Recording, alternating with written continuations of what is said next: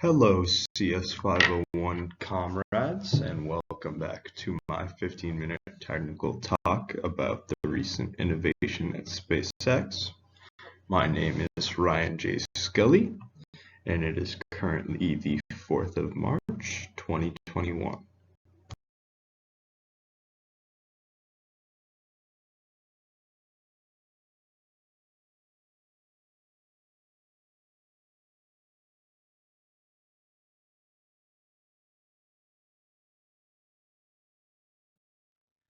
To give you all a quick overview on the structure of this presentation, our first slide will be pertaining to the previously covered subject matter. Our second will be talking about the previously asked questions from our first overview.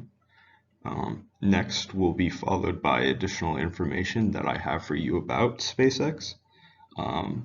The fourth will be the spacecraft case studies and what makes the spacecraft unique.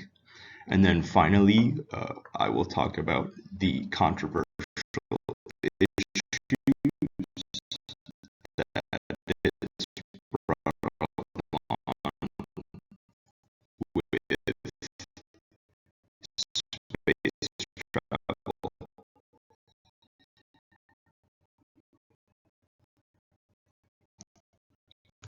Before we start off, I'd like to read you all a quote from Elon Musk that I feel embodies the main goals of SpaceX. The quote reads, "You want to wake up in the morning and think the future is going to be great."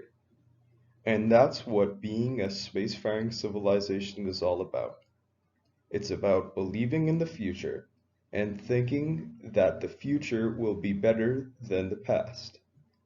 And I can't think of anything more exciting than going out there and being among the stars.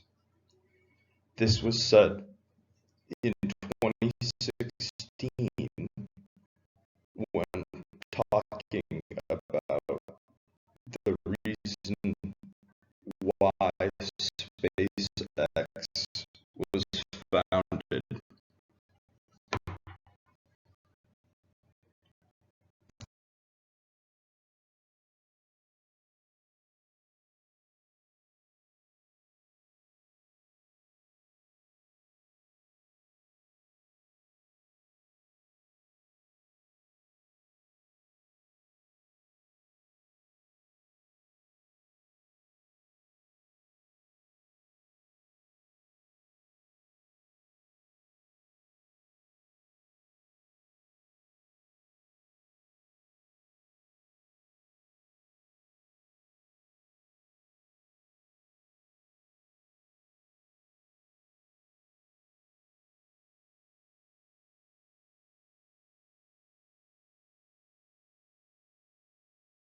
In our previous overview of SpaceX, we talked about what is SpaceX, what Starlink is, and what makes SpaceX so special. To start off, SpaceX is an aerospace manufacturer that makes spacecraft for both crew and cargo transport. The main test facility is in Hawthorne, California. However, most of the launches are from the Space Launch Complex 40 at the Cape Canaveral Air Force Station in Florida. There is also a launch facility that is in Texas. SpaceX is leveraging its rocket building experience to deploy Starlink, which is the broadband internet system that is supposed to reach from the 41st parallel to the 53rd. And finally, in our overview previously, we also talked about the reusable rocket architecture, which greatly reduced the costs of operation. When a rocket falls from orbit, even being able to use a portion of the rocket would be useful. However, SpaceX's design allows for almost all of their rocket to be reused. Of course, that meaning except for the fuel. In the discussion board overview, I had a few questions asked. The first question was how is SpaceX funded? SpaceX both has their ride-sharing program in which they launch other companies' satellites for profit. Also, they do make money from the Starlink program, which is still in its infancy. However, of course, there is the beta test currently happening. SpaceX also gets donations from NASA as well as the Department of Defense because SpaceX continues to help with research and also launching governmental satellites. I also had a question regarding the corporate structure of SpaceX.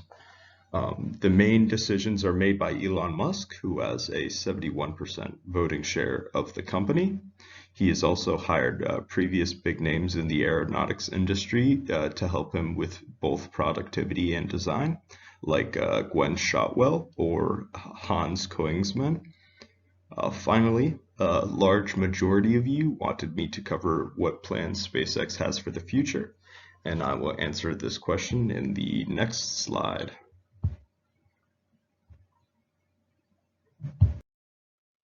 As for future SpaceX launches, we have the March 4th launch, which is a Falcon 9 launch, which is the 20th, labeled version 1, and this is launch 17, and as previously stated, this is the 20th batch of 60 satellites. On March 7th, another batch of 60 will be released. The first batch is being released from the Kennedy Space Center, and then the second batch is being released from the Air Force Station, the Cape Canaveral Air Force Station.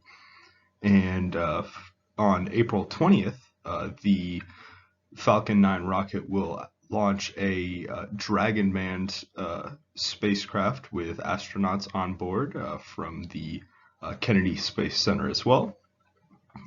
Also, recently, a Japanese billionaire has started recruiting people for a trip around the moon using the SpaceX Starship.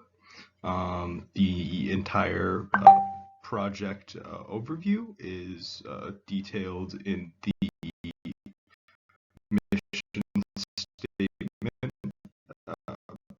provided in the image.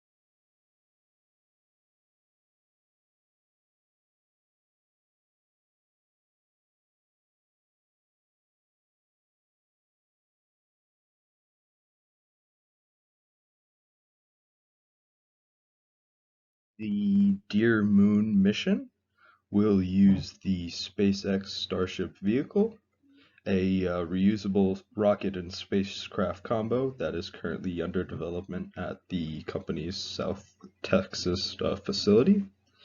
Not including the Dear Moon project, SpaceX has been doing its own research on the best procedure for landing on other planets and planetary bodies like the Moon.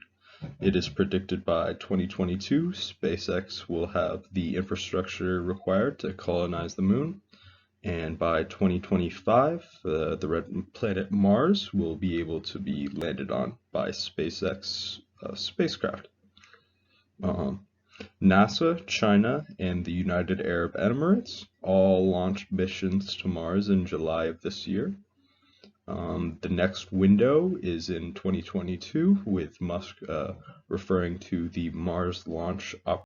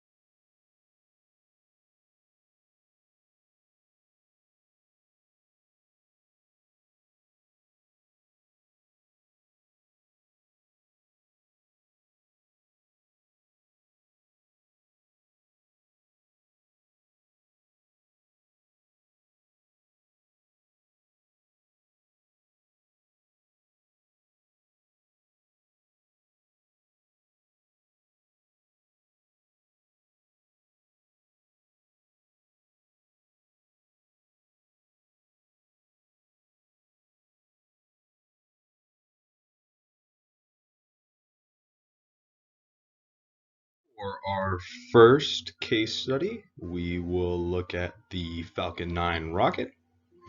The Falcon 9 rocket is comprised of 4 sections.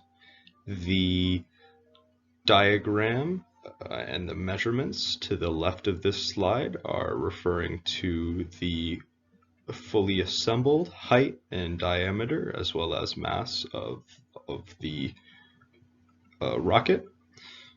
The first stage is comprised of 9 Merlin engines made of aluminum lithium alloy tanks that have liquid oxygen and rocket grade kerosene in them.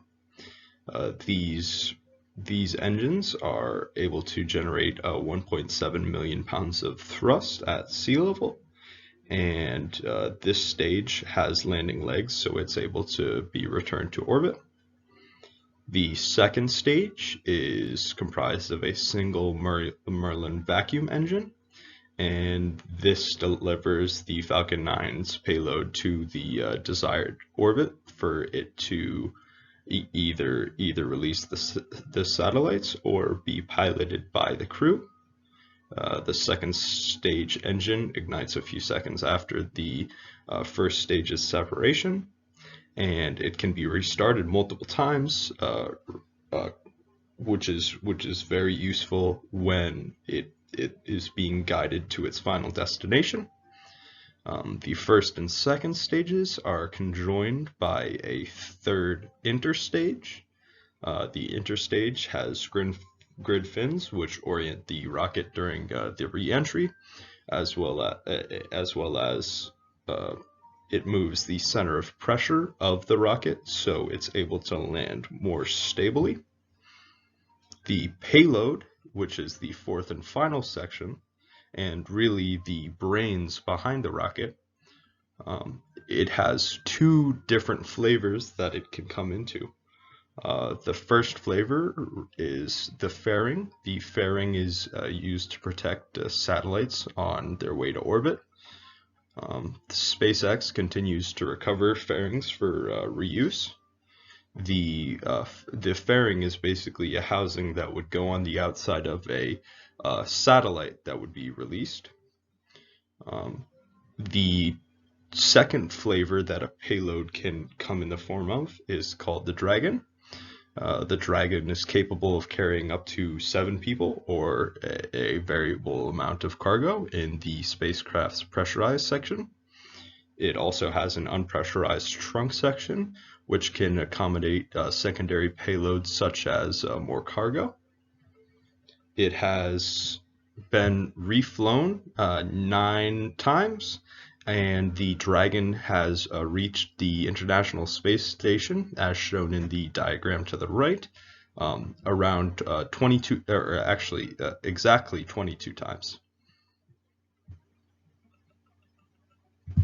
For our second case study, we will look at the SpaceX Starship and Super Heavy. The SpaceX Starship is still being fine-tuned. 3 of its recent prototypes have exploded when they tried to land, and both after there was one that was able to land perfectly fine, but then after the fact it combusted. But Musk said that he is highly confident this spacecraft will reach orbit many times and be safe for human transport by 2023. Fully reusable transportation system is designed to carry out both crew and cargo transport from the Earth's orbit to Moon and also Mars, as well as other planetary bodies. As previously stated, it can receive both crew and cargo, and that the GIF to the bottom left of this slide will show how the Starship itself would look to land on either the Moon or Mars. The second part of this spacecraft is called the Super Heavy. The Super Heavy uses subcooled liquid methane and oxygen, and it is also able to return to the launch site, so it's able to be reused multiple times. The two in tandem are able to bring the Starship out of Earth's orbit. However, just the Starship itself is able to exit both Moon and Mars planetary bodies on its own without the external use of the Super Heavy section of the rocket. The Starship is designed to deliver satellites further and at a lower marginal cost per launch than any of the other current Falcon spacecraft, of course talking about the Falcon 9 rocket. Building cities on Mars will require affordable delivery of significant quantities of both cargo and people to help with the building processes. Ethical dilemmas brought up by SpaceX include problems with colonialism, possible dangers of space, and different companies that SpaceX is competing against. To start off, expansion is needed because of the constant increasing need for resources and how the Earth is becoming less and less resourceful. Because SpaceX is a private company, it is not being led by the government. Less care is left for rules and laws, and there isn't any governing body that is telling SpaceX what they can and cannot do outside of the jurisdiction of the Earth. Also, space travel will create more jobs, which is always a benefit. The present danger of SpaceX's previous fails are still apparent. However, the technology is not far off, and it would be a few years at most.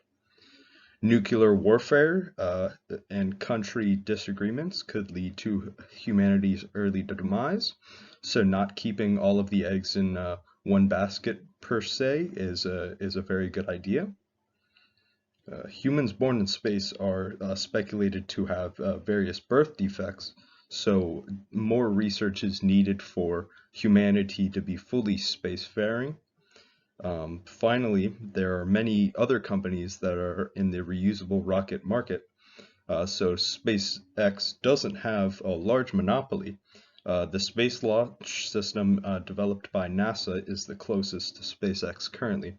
However, they are only at the portion of testing engines, and they have yet to fully construct a reusable rocket.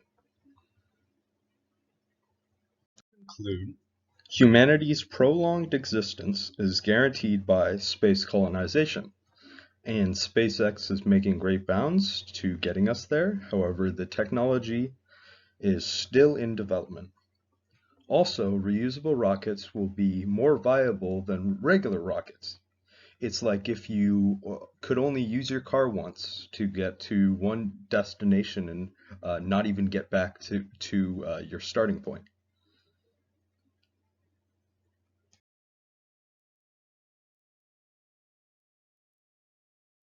Thank you so much for watching the presentation. Please leave your questions down in the description below and or email me at rjs1070@wildcats.unh.edu. Thank you and enjoy the rest of your day.